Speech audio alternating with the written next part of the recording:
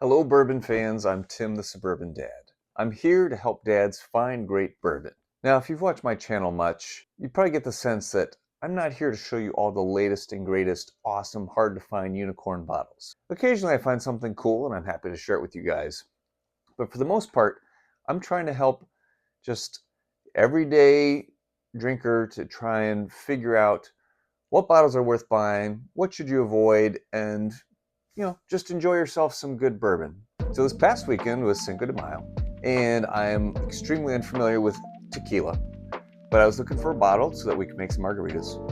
And I asked the gal at Total Wine, I was looking for a tequila. And she asked me, well, are you going to be sipping it, or are you going to just be making margaritas with it? And I said, well, I'm just going to be making margaritas, not planning to sip it neat. And so she was kind of guiding me through price points and different options. And it occurred to me that, hey, somebody just walking into the bourbon or whiskey aisle, especially at somewhere like Total Wine where it's just a wall of whiskey, where do you even begin, right? If you're newer to the bourbon and whiskey world, where do you even dive in to figure out what to buy and when, right?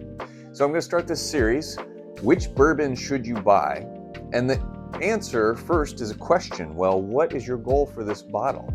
Are you planning to just enjoy it neat, sipping it by yourself on any given day? Is it a gift for somebody? Are you trying to buy a bottle to take to an event? Are you going to just mix it in a cocktail? Is this a special occasion where you want something a little extra nice? Today I'm going to talk about bottles that you can enjoy neat on any given day. A bottle you can just go to the store, grab off the shelf, not even have to think about hunting it down, and just enjoy. Something that's tasty, reliable, predictable. There are a bunch of solid options for bottles under the $35 mark. There are some that are under $20, but when it comes to sipping it neat, I really don't try not to venture below $20. Maybe Wild Turkey 101 is really probably the best for under $20. Evan Williams Bottled in Bond, it really just doesn't strike me as well as a lot of people, so I don't really go for that one. So under the $35 mark, we got Old Granddad Bonded. Amazing bottle. It's really great. And it's more like right around 22 bucks. You got Old Dominick Huling Station Bourbon. Both of those so far are 100 proof. Huling Station's 100 proof. That one's about 33, right up to the $35 mark. Absolutely delicious. Yeah, good old-fashioned Knob Creek 9-year. A solid staple bottle. It's crept up over the $30 mark, so it's about 32 bucks now. You got Smoke Wagon, their straight bourbon. Actually, I have a bottle right over here. Straight bourbon retails for about 33 bucks. It's 92 proof, I believe. Solid, tasty bottle. Maybe your state might not have it yet. Missouri just got it. Very tasty, very reasonably priced. And last, one that I rarely hear people talking about, it does not get enough love, and that is Old Forester 100 proof. I'm talking about the red and black label screw top, about 25 bucks. Amazing. All of those are at 100 proof or below, and they're very easy to find, very reasonably priced. Solid options for your go-to drinker, right? And they taste good neat, so you don't just have to mix them with something to enjoy it. Now, let's say you've gotten a little bit more into bourbon, you've expanded your palate a little bit, you appreciate a little bit more proof maybe, or just the subtleties of whiskey. So there's some other bottles increasing the price range a little bit that are extremely great as well. Can't pass up Rare Breed. I mean, that, if you haven't had it, oh my goodness, just try it. You will not be disappointed. If you already know and love it, you know what I'm talking about. Old Forester 1920 or 1910, depending on if you like a little higher proof and more rich flavor, or the 1910 is a little bit more oaky, lower proof.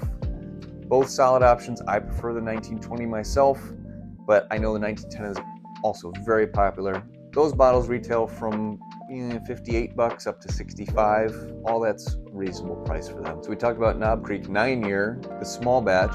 Knob Creek single barrel, it's also a 9-year.